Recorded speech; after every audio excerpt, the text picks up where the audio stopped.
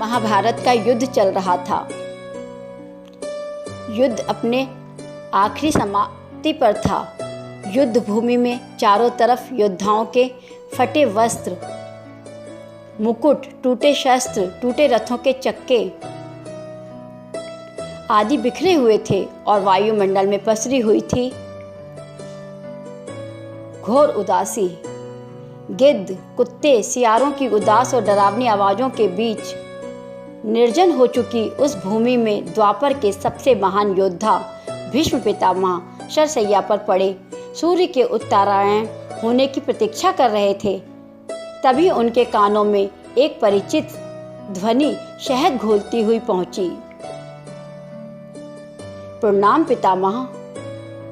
भीष्म के सूख चुके होठों पर एक भरी हुई मुस्कुराहट तैर उठी और बोले, आओ देवकी नंदन कृष्ण, स्वागत है तुम्हारा। मैं बहुत देर से तुम्हारा ही स्मरण कर रहा था। कृष्ण बोले, कहो पितामह। अब तो यह भी नहीं पूछ सकता कि कैसे हैं आप। भीष्म पितामह चुप रहे। कुछ क्षण बाद बोले, कुछ पूछूं केशव? बड़े अच्छे समय से आए हो। संभवतः शरीर छोड़ने के पूर्व मेरे अनेक भ्रम समाप्त हो जाएंगे। कृष्ण बोले, कहिए ना पितामह। भीष्म पितामह ने कहा, एक बात बताओ कृष्ण, तुम तो ईश्वर हो ना? कृष्ण ने बीच का और कहा, नहीं पितामह, मैं तो आपका पुत्र हूँ, ईश्वर नहीं। भीष्म उस घोर पीड़ा में भी ठहाके लगाकर हंस पड़े और बोले, कृष्ण, मैं अपने जीवन का स्वयं कभी आकलन नहीं कर पाया। संभवतः नहीं जानता कि अच्छा रहा या बुरा, पर अब तो इस धरा से जा रहा हूँ। कन्हैया, अब तो ठगना छोड़ दो। कृष्ण भीष्म पितामह के थोड़ा करीब आते हैं और कहते हैं, कहिए पितामह, क्या पूछना चाहते हैं आप? भीष्म पितामह बोले, एक बात बताओ कन्हैया, इस युद्ध में जो हुआ वो ठीक था क्या? ने कहा, किसकी ओर से पितामह? पांडवों की ओर से या कौरवों की ओर से? भीष्म पितामह ने कहा, कौरवों के कृत्यों पर चर्चा का तो अब कोई अर्थ ही नहीं उठता कन्हैया। पर क्या पांडवों की ओर से जो हुआ वो सही था? आचार्य द्रोण का वध, दुर्योधन की जंघा के नीचे प्रहार, दुशासन की छाती का चीरा जाना, जयद्रथ के साथ हुआ छल, निहत्थे कर्ण का वध, सब ठीक था क्या? कृष्ण ने कहा, इसका उत्तर मैं कैसे दे सकता हूँ पितामह? इसका उत्तर तो उन्हें देना चाहिए जिन्होंने यह किया। उत्तर दे दुर्योधन का वध करने वाले, उत्तर दे कर्ण का और जयद्रथ का वध करने वाले अर्जुन। मैं तो इस युद्ध में कहीं था ही नहीं पितामह। भीष्म पितामह ने कहा, अभी भी छलना नहीं छोड़ोगे कृष्ण?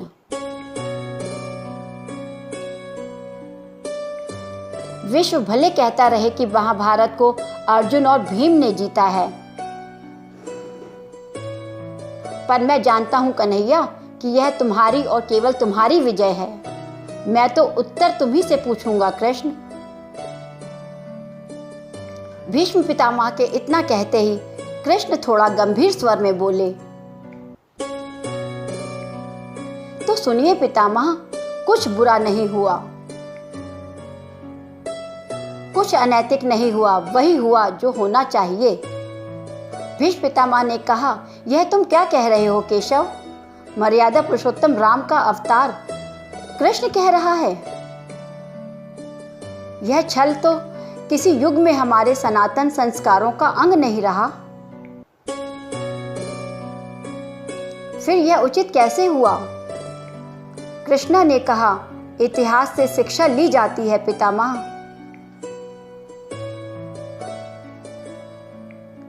पर निर्णय वर्तमान की परिस्थितियों के आधार पर लेना पड़ता है।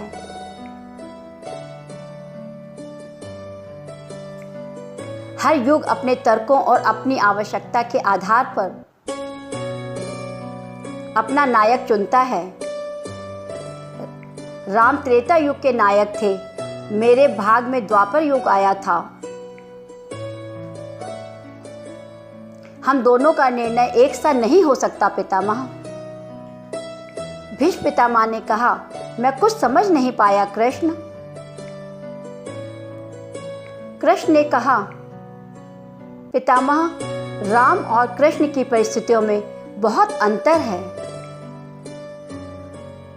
राम के युग में खलनायक भी रावण जैसा शिव भक्त होता था। तब रावण जैसी नकारात्मक शक्ति के परिवार में भी विभीषण जैसे संत हुआ करते थे। तब बाली जैसे खलनायक के परिवार में भी तारा जैसी विदुषी स्त्रियां और अंगद जैसे सज्जन पुत्र होते थे। उस युग में खलनायक भी धर्म का ज्ञान रखता था। इसीलिए राम ने उनके युग में भी खलनायक भी धर्म का ज्ञान रखता था। इसीलिए राम ने उनके साथ कहीं छल नहीं किया। किंतु मेरे युग के भाग में कंस, जरासंध, दुर्योधन, दुशासन, शकुनी, जयद्रथ जैसे घोर पापी आए। उनकी समाप्ति के लिए हर छल उचित है पितामह।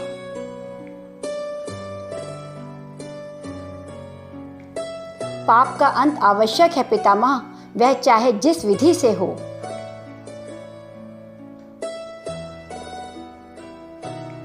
भीष्म पितामह ने पुनः प्रश्न किया, तो क्या तुम्हारे इन निर्णयों से गलत परंपराएं नहीं प्रारंभ होंगी?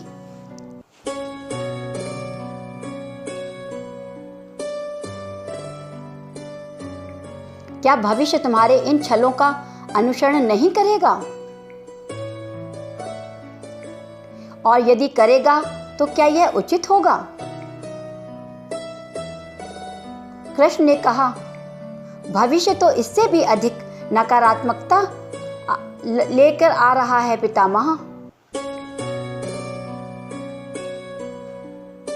कलयुग में तो इतने से भी काम नहीं चलेगा। वहां मनुष्य को कृष्ण से भी अधिक कठोर होना होगा, नहीं तो धर्म समाप्त हो जाएगा। जब क्रूर और अनैतिक शक्तियां सत्य और धर्म का समूल नाश करने के लिए आक्रमण कर रही हों तो नैतिकता अर्थहीन हो जाती है पितामह।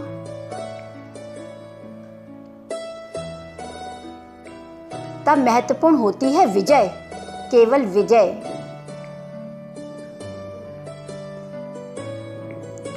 भविष्य को यह सीखना ही होगा पितामह।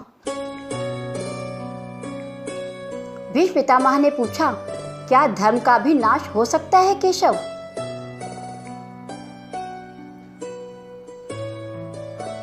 और यदि धर्म का नाश होना ही है तो क्या मनुष्य इसे रोक सकता है? कृष्ण ने कहा, सब कुछ ईश्वर के भरोसे छोड़कर बैठना मूर्खता होती है पितामह।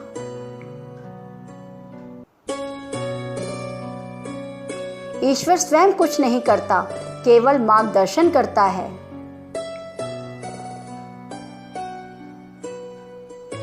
सब मनुष्य को ही स्वयं करना पड़ता है। आप मुझे भी ईश्वर कहते हैं ना, तो बताइए ना पितामह, मैंने स्वयं इस युद्ध में कुछ क्या किया? सब पांडवों को ही करना पड़ा ना। यह प्रकृति का संविधान है। युद्ध के प्रथम दिन यही तो कहा था मैंने अर्जुन से, यही परम सत्य है। कृष्ण की बातों को सुनकर भीष्म पितामह संतुष्ट लग रहे थे। उनकी आंखें धीरे धीरे बंद होने लगी। उन्होंने कहा, चलो कृष्ण, यह इस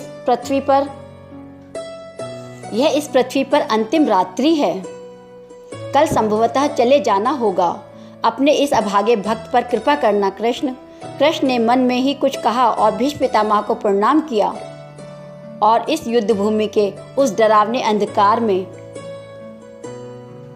भविष्य को जीवन का सबसे बड़ा सूत्र मिल चुका था।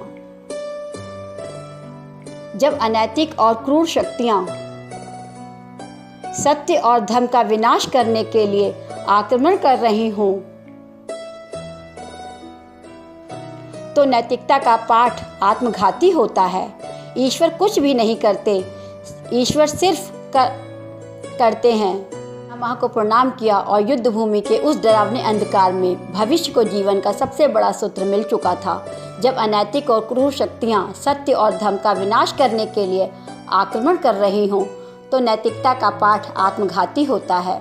ईश्वर कुछ भी नहीं करते, ईश्वर सिर्फ राह दिखाते हैं। सब कुछ हमें ही करना पड़ता है और ईश्वर के भरोसे हाथ पर हाथ रख कर के बैठे रहना मूर्खता होती है। धन्यवाद।